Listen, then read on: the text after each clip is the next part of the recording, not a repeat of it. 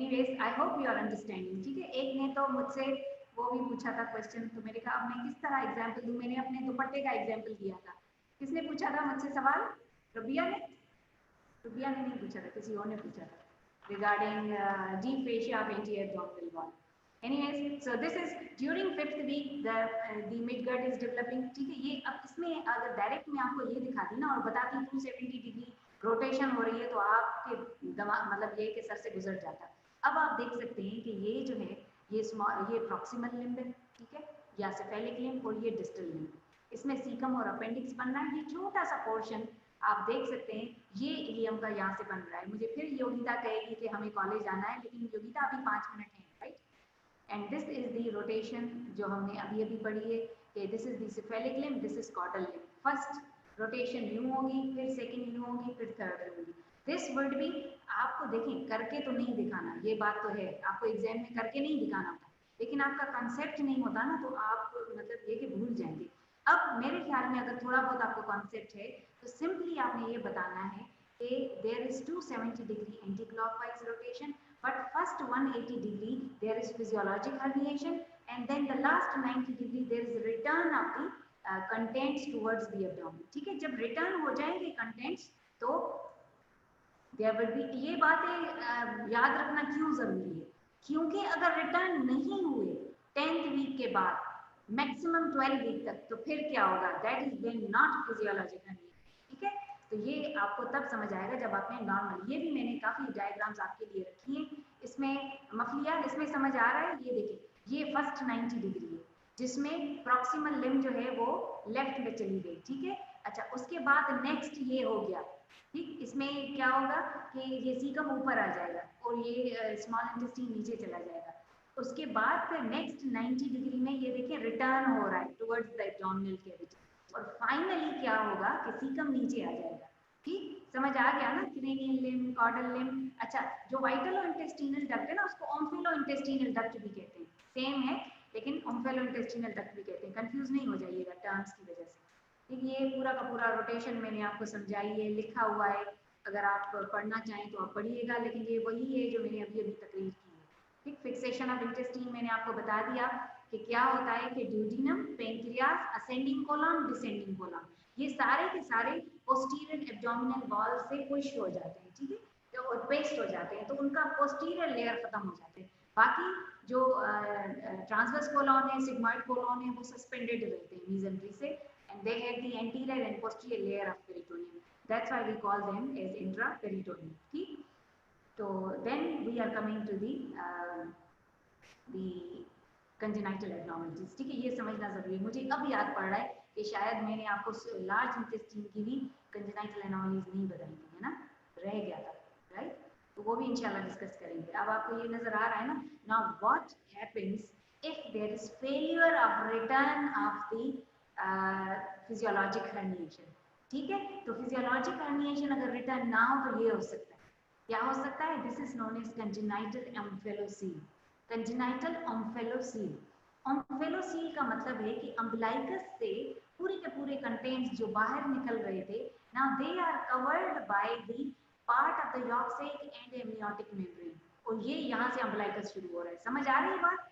This is a swelling in the umbilical region, which is very big, because for some reason these intestines which came out during the 6th week did not go back. ठीक है, तो ये पूरे के पूरे यहाँ पे वो हो गए। तो आपको किस तरह क्वेश्चन आ सकता है, a baby was born with congenital abnormality, on examination there was a big swelling at the site of the umbilicus and which was covered by a membrane. ये बहुत important point है, क्यों, ये मैं अभी आपको बताऊंगी। Which is covered by a membrane and then there is umbilical cord attached at the center of the swelling. समझ आ गया सिनेरियो? तो डायग्नोसिस क्या होगी इसकी? This is congenital omphalocele. ठीक है, दिस इज कंजेनाइटल ओम्फेलोसील। अच्छा, अब इसमें बताएं, इसमें और इसमें क्या फर्क है, जल्दी से बताएं, इसमें और इसमें क्या फर्क है? ये diagram, yes, no membrane, very good. और एक चीज और एक चीज बताएं, और एक चीज बताएं। No umbilical cord, very good Imad, ठीक है। अब इस डायग्राम को देखें और इस डायग्राम को देखें, सॉरी दिस वन, ठीक है। ये डायग्राम देखें, अम्बिलिकल कॉर्ड कहाँ पे attach, exactly in the centre, ठीक है। अच्छा, ये ओम्फेलोसील क्यों होता है, failure of return of contents. अच्छा, इस कंडीशन को कहते हैं गैस्ट्रोस्काइसिस। क्या कहते हैं, गैस्ट्रोस्काइसिस, SCH होता है, पढ़ते स्काइसिस है, कोई शायसिस भी पढ़ते हैं, लेकिन शायसिस अच्छा नहीं लगता, लफ्ज अच्छा लगना चाहिए, ठीक है। तो गैस्ट्रोस्काइसिस, राइट। अब gastroschisis is not because of failure of return of abdominal contents, okay Alia, this is not because of failure of return of abdominal contents। क्यों, क्यों बताएं, जल्दी बताएं थोड़ा सा, ये बहुत इंटरेस्टिंग टॉपिक है वैसे, इस पे मैं एक घंटा और डिस्कस कर सकती हूँ, लेकिन आप सबको कॉलेज जाना है, चले मैं बता देती हूँ क्यों। क्योंकि अम्बिलिकस नॉर्मल है, अम्बिलिकस यहाँ पे क्लिप लगा हुआ है, ये क्लिप तो नॉर्मल होता है ना, अम्बिलिकस हम काट देते हैं, ठीक है। तो ये अम्बिलिकस नॉर्मल है, अम्बिलिकस अगर अम्बिलिकस से निकलते तो दैट इज फिजियोलॉजिक हर्निएशन, वो नॉर्मल होता है, और अगर वो वापस ना जाए तो दैट इज कंजेनाइटल ओम्फेलोसील, उसमें अम्बिलिकस जरूर वहीं पे अटैच होना चाहिए स्वेलिंग के साथ।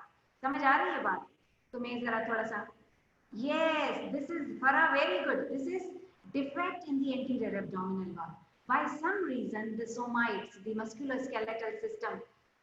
अच्छा, और हाँ ये बात दोनों में डिफरेंस समझ लें कि when there is omphalocele the swelling is through the umbilicus, umbilicus is very big, ठीक है, umbilicus के थ्रू। और क्यों बिग है, क्योंकि रिटर्न ही नहीं हुए कंटेंट्स फॉर सम रीजन, हम रीजन पे नहीं जा रहे, तो there is failure of return of abdominal contents towards the abdomen during 10th week, maximum period है 12th week तक, अगर 12th week तक भी रिटर्न नहीं हुआ तो वो अंदर नहीं जाएगा।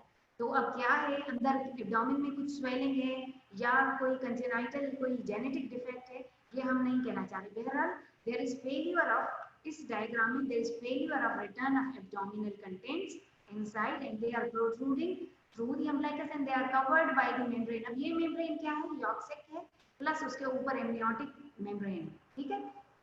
And then this is the umbilical cord. तो अम्बिलिकल कॉर्ड को हम काटते भी हैं, लेकिन दूर दूर काट देते हैं, यहाँ पे क्लिप लगा देते हैं, क्योंकि अदरवाइज यहाँ पे लगाएंगे तो क्या पता अम्बिलिकस की जगह इंटेस्टीन में क्लिप लग जाए, इंटेस्टीन कट जाए, ठीक है। तो हम जो है इसीलिए अम्बिलिकस को बड़ा काटते हैं, वरना नॉर्मली जब बेबी पैदा होता है तो उसका अम्बिलिकल क्लिप तो आपने देखा होगा ना, ये गॉड क्लैंप कहते हैं, एक येलो कलर या व्हाइट कलर की क्लिप लगी होती है। इमाद को पीडियाट्रिक सर्जन बनना है, इसलिए वो मुझसे ट्रीटमेंट पूछ रहा है, मैंने नॉर्मल ये बताई नहीं है चीजें और आप मुझसे ट्रीटमेंट पूछ रहे हैं और सर्वाइवल पूछ रहे हैं, ठीक है। चले तो व्हाट इज गैस्ट्रोस्काइसिस उर्फा, समझ लें, gastroschisis is the protrusion of contents from the defect in the abdominal wall.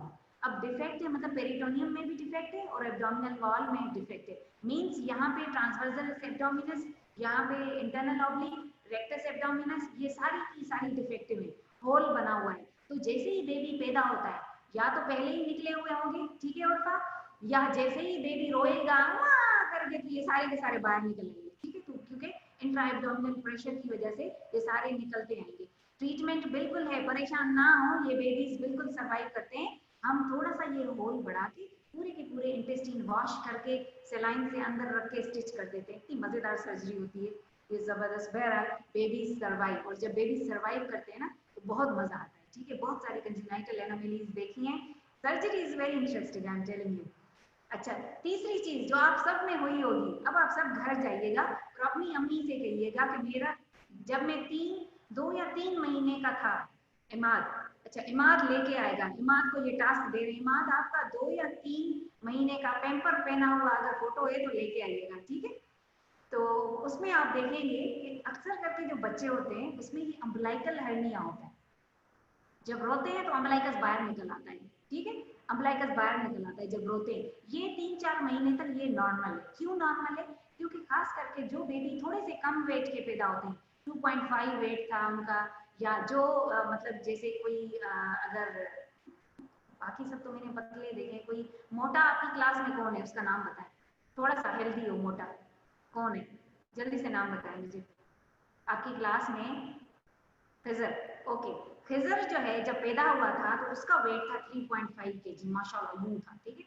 उसमें नहीं होगा अम्बिलिकल हर्निया, ये होगा जैसे इमाद है पतला, इसी तरह दूसरा भी कोई थिन सा हो, स्टूडेंट साद भी पतला है तो अच्छा, ओके फाइन, किसी ने मजाक में लिखा होगा फिर खिजर के लिए, बहरहाल खिजर भी ला सकता है अपना फोटो।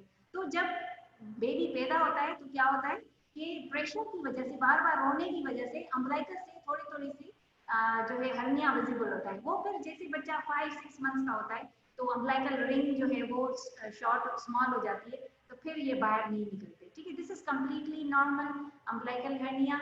अच्छा, डिफरेंस क्या है तीनों में? Simple, umbilical hernia is through the umbilicus and it is covered by skin, ठीक है।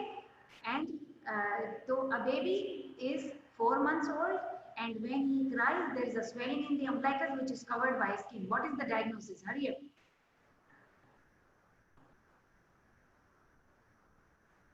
What is the diagnosis if the swelling is covered with the skin? Umbilical hernia. A baby is born, the umbilicus is at its normal position, the umbilicus is normal, but there is abdominal contents coming out through the lateral part of the abdominal wall. What is the diagnosis? Gastroschisis. Excellent. There is a baby born with a swelling in the umbilicus covered by the membrane where umbilicus cord is attached to the center of the swelling. What is the diagnosis? Congenital amphotericin, right? So this is all about malrotation हो सकती है कभी भी, जब 270 degree rotation ना हो तो क्या होगा? Malrotation of gut. अब मेल रोटेशन ऑफ गट में दो तीन चीजें हो सकती हैं, साइटस इन्वर्सस हो सकता है, ठीक है, या ड्यूडिनम आगे आ सकता है। ड्यूडिनम आगे कब आ जाएगा?